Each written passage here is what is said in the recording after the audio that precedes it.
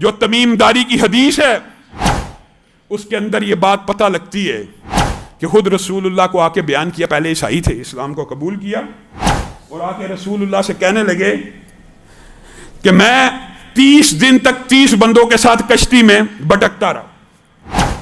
طوفان آ گیا، بالآخر ایک جزیرے کے اوپر جا کے میری کشتی لگی. میرے بھائیو، یہ حدیث بڑی معروف ہے اور یہ حدیث صحیح ہے، اور یہاں سے اس بات کا پتہ چلتا ہے کہ دجال ایک شخصیت ہے، ایک ذات ہے. جو حلیہ رسول اللہ نے بیان کیا وہ تخیلاتی نہیں ہے، وہ خیال نہیں ہے، وہ ڈالر کی آنکھ نہیں ہے. علی بتہ اس حدیث سے یہ بات بھی پتہ چلتی ہے کہ دجال کا لوگوں کے ساتھ انٹریکشن ہونا یہ چنبے کی بات نہیں ہے، یہ ممکنات میں سے ہے. دجال کا لوگوں سے گفتگو کرنا یہ ممکنات میں سے ہے. دجال کا اپنے ایجنٹوں کے ساتھ رابطے میں رہنا یہ ممکنات میں سے ہے. یہ تمیم داری کی حدیث بیان کرتی ہے 30 دن طوفان کا شکار رہے، کشتی بالآخر جزیرے پہ لگی. جزیرے پہ لگتے ہی سب سے پہلی بات ہم نے ایک عجیب و غریب مخلوق دیکھی جس کے جسم کے اوپر صرف بال ہی بال تھے، جیسے ریچھ کے بال ہوتے ہیں نا، لیکن ریچھ سے بھی اتنے بڑے تھے. ریچھ کا منہ تو پتہ چلتا ہے نا کہ کہاں ہے، اور دم تو پتہ لگتی ہے نا کہ کہاں ہے. صحابی بیان کرتے ہیں اتنے زیادہ بال تھے کہ ہم یہ جج نہ کر سکے کہ اس کا منہ کس طرف ہے اور اس کی دم کس طرف ہے. اور اس سے پوچھا بدبخت تو کون ہے؟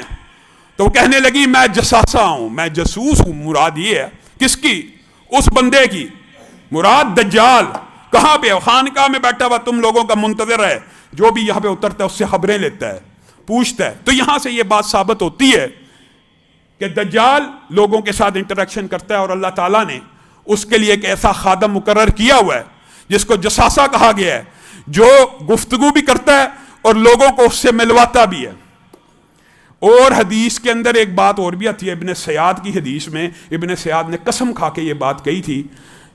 بات لمبی ہو جائے گی. ابن سیاد کے بارے میں بعض صحابہ کا یہ خیال تھا کہ یہی دجال ہے، تو ابن سیاد نے اپنے بارے میں چند باتیں کہیں جو ایسی تھیں جو حدیث کے مطابق تھیں. کہا کیا تم نے نبی کریم سے نہیں تھا سنا کہ دجال مدینہ میں داخل نہیں ہوگا؟ میں تو مدینہ میں پیدا ہوا ہوں.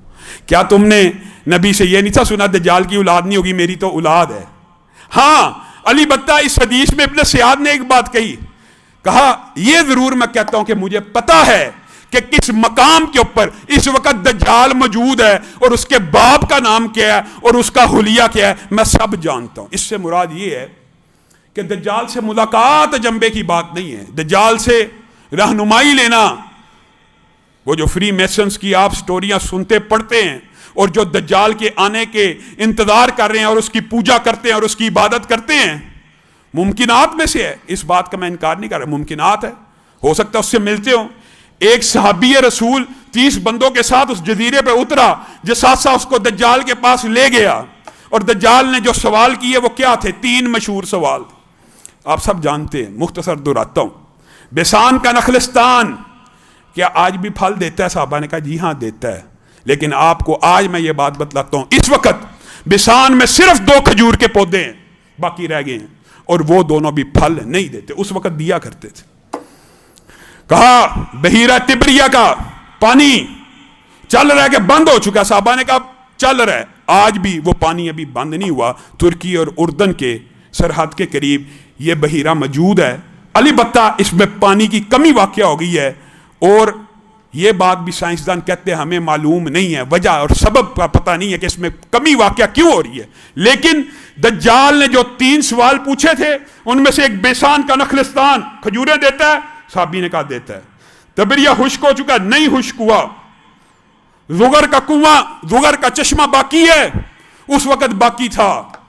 صحابہ نے کہا باقی ہے. زغر حضرت لوط کی ایک بیٹی کا نام تھا جہاں پہ ان کو دفن کیا گیا، وہ ایک چشمہ تھا، اس کا نام بھی زغر پڑ گیا. آج وہ چشمہ بھی خشک ہو چکا ہے. تبریہ کا پانی باقی ہے، لیکن چشمہ اور بیسان کے نخلستان خشک ہو چکے ہیں، پھل نہیں دیتے. چوتھا سوال جو آپ سب جانتے ہیں، دجال نے پوچھا کیا امیوں کا نبی آ چکا ہے؟ صحابی نے کہا ہاں ہم اسی کے امتی ہیں. کیا اس نے ہجرت کر لی ہے؟ اس نے ہجرت کر لی ہے، یثرب میں پہنچ چکا ہے. ان قریب تم ساری دنیا کے اوپر غالب آ جاؤ گے. دجال صحابی کو بتا رہے ہیں، اور تمہارے لیے بہتر یہی تھا تم اس نبی کی اطاعت کر لیتے.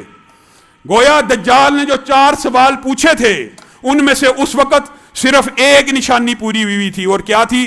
نبی امی آ چکے ہیں، جی آ چکے ہیں، ہجرت ہو چکی ہے، ہو چکی ہے۔ میں اسی ہجرت کا انتظار کر رہا تھا، کیونکہ میرا ظہور اور خروج اس ہجرت کے بعد ہوگا، لیکن میرے خروج کی باقی 3 نشانیاں بھی ہیں۔ زغر کا چشمہ خشک ہو جائے گا، بحیرہ تبریہ خشک ہو جائے گا، اور بیسان کے نخلستان کا ایک پودا بھی کھجور کا پھل نہیں دے گا۔ آج ان 4 میں سے 3 نشانیاں پوری ہو چکی ہیں، ایک نشانی باقی رہ گئی ہے۔ اور